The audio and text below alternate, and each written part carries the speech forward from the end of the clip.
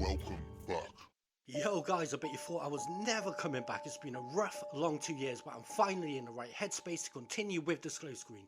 I've got 3 interesting clips prepared and ready, and we're going to start off with this anomaly that was filmed on a live broadcast over the Pope's airplane departing the airport at Singapore on Friday morning, the 30th of September. Pope Francis was on a 12-day visit to the Asia Pacific region, where he ended his tour with a 3-day stop at Singapore. I've been over this clip so many times now trying to debunk this or convince myself that this is just a light reflection, but I've come to the conclusion we may be witnessing something otherworldly.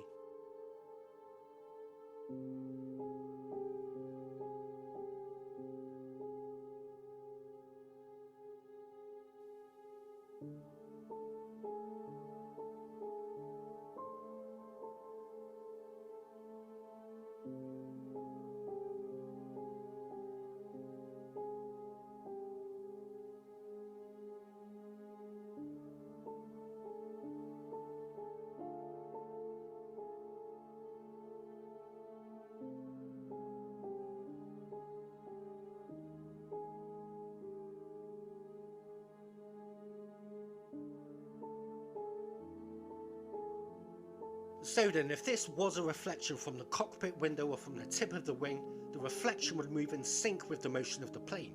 But this seems to jet off on its own course, moving faster than anything else that's moving in frame, and it seems to accelerate, pulling up just as it's leaving the shot. To most of us who aren't really religious, well Catholic, the Pope visiting Singapore doesn't really mean much, but this was an historical event. This was the first time in 38 years since the Pope, which was Pope St. John Paul II at the time, had visited Singapore.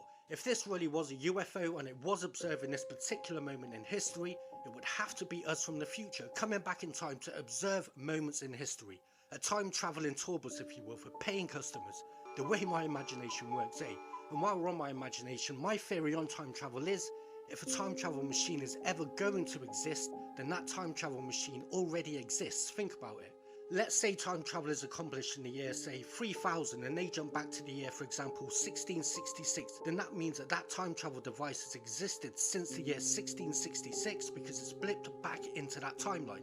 So if time travel ever goes back to the Jurassic Age to study dinosaurs, then time travel has existed throughout our entire history. So if a time travel device is ever going to exist, then that time travel device already exists.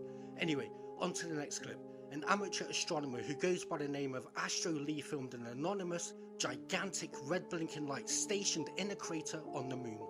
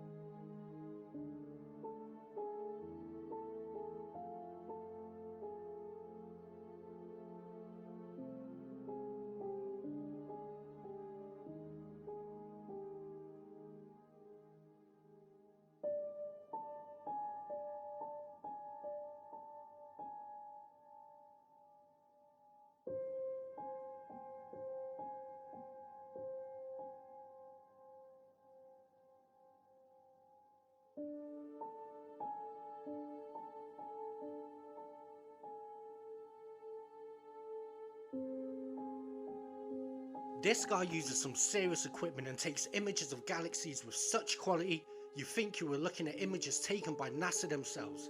But I did notice in some of his videos he does wear a head torch with a red light. It's not blinking, but could that be what we are seeing in the video?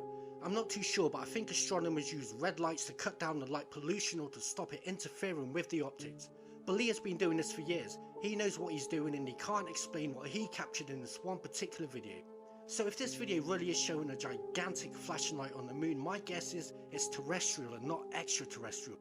We never stopped going back to the moon ever since the first orbiter, Luna 10, started to map the lunar surface in 1966. Even when they sent the Apollo 11 team, government officials already knew what was on the moon awaiting them. Some people believe we were warned off by a presence already on the moon, but even if we were warned off, it wouldn't have stopped us going back. It's in our nature. We have a thirst for power and knowledge. Maybe there's been an arrangement where humans are allowed to colonize alongside with whatever presence is already up there. I've studied images of the moon for years and can say confidently that there is definitely unnatural structures that shouldn't be there. Whether they are ancient or occupied is a different story. All of these thousands of space launches delivering payloads of satellites into orbit over the years are cover-ups. They have a more direct mission, getting supplies to the moon. Imagine the advancement in technology since 1966. This blinking red light would have to be man-made. I would bet my last penny the moon has, and has had for a long time, a colonization of human beings. Our next video takes us to Slovakia, where a guy named Robbie recorded some eerie trumpet sounds in the sky. This is a quaint little town called ᴿᵉᵃᵗᵉᵈ, I think it's pronounced, with a population of only 32,000. Robbie said there was no factories, airports or any type of construction going on in the area.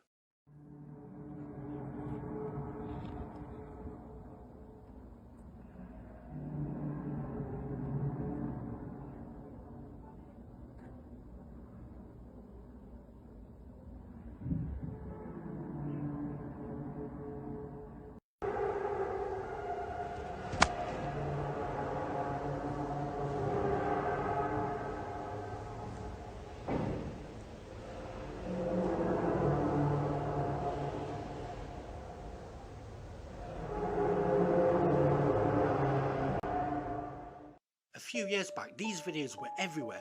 People were recording these apocalyptic War of the World trumpet sounds all over the world, but this is the first one that I've seen in about 2 years. They even did a documentary on these sounds, and experts came to the conclusion that these were a phenomenon called skyquakes. Scientists have little explanation for skyquakes, but some theories include, get this, gases from lake sediments, the old swamp gas. Some skyquakes occur near large lakes, so gases released from the lake sediments might be the cause. Skyquakes might be caused by distant storms, earthquakes or thunder cracking over the ocean. Or it could be meteorites called bolides that might explode as they enter the atmosphere, causing the sky to quake. Well, that's the official explanation anyway. I guess it makes more sense than the heavens opening up and warning us all of an impending doom. But the skyquake theory is just that, a theory yet to be proven. I'm going to leave it there for today, so who's happy that I'm back then? I could really use my old fan base here. If there's anybody out there still watching, to drop me a like or a comment. I've been gone for 2 years, it's a long time. I remember when I used to call my loyal subscribers the Disclose Green Mafia. Yeah, that was gay, but the channel was really growing back then. Let's start again, small time, the Disclose Green Mob. Where you at? Show us some love and I will catch you soon. Legends.